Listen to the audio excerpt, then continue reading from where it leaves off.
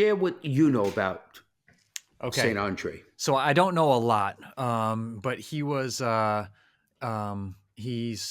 Canada, Mm-hmm. and very simple person, Mm-hmm. simple minded, humble, and he Mm-hmm. joined Congregation of the Holy Cross, Mm-hmm. Yep. and was a doorman for them for his Yep. life. Yep. And Yep. and the only other thing is deep devotion to Saint Joseph. Yeah. I find his story to be fascinating because he was never ordained a priest. He was a lay brother. When he died, he was 91 years old. Wow.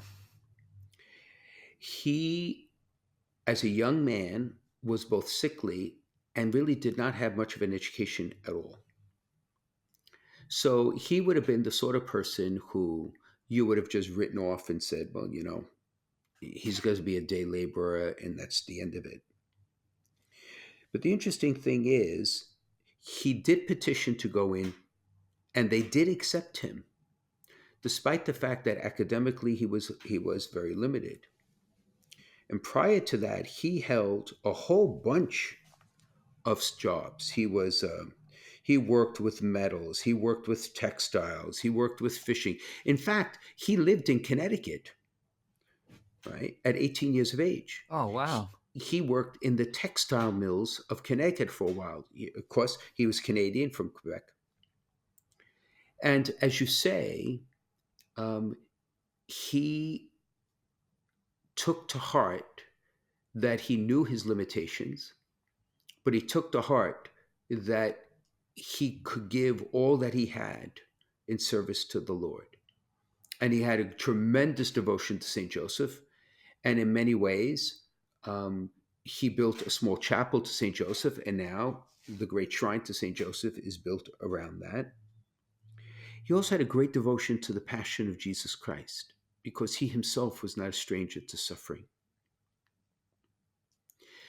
There's a famous line. He said, I entered the congregation and they showed me the door and I stayed there for 40 years. I think it's a great line. That's good. Right? Great love for the sick. Ministered to the sick when he was in college before he entered into religious life. He himself was sickly. He himself knew what it was like to suffer, right? And therefore, once he was the porter, I mean, they would come to the door literally, first a few, then more, then like a cascade of individuals would come who were sick, and they were asking for his intercession. And of course, he always referred them to the intercession of St. Joseph. But there was documentation that many, many were healed because of the visit to him, Hmm. which is extraordinary. He's considered the miracle worker of Montreal. And the funny thing is, like no good deed goes unpunished. He had some affiliation with one of the congregational schools, and the parents objected to him precisely because, how does this sound reminiscent? That when the sick came to him and he would lay hands on them and pray for them and pray with them, they were afraid that he would communicate whatever diseases they had to their children. Sounds familiar, right? Mm. Even in COVID time. Yeah. So when he died, 1 million people paid respects. Wow. 1 million. And so, what's the lesson to be learned? It's interesting. Here in the United States, his feast day is the 6th. In Canada, it is the 7th because the 6th here in the United States is Epiphany.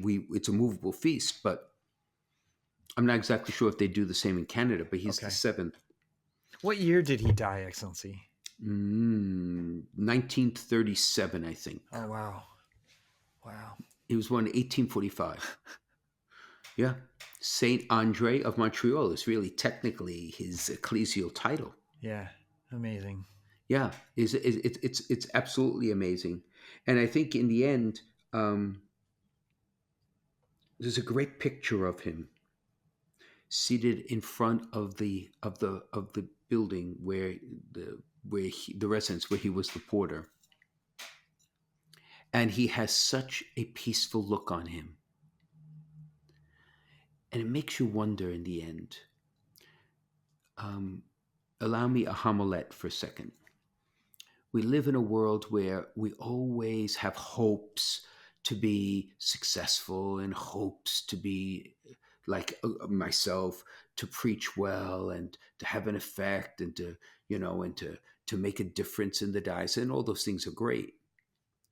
Um, but the simpler hope is just to be a servant of the Lord.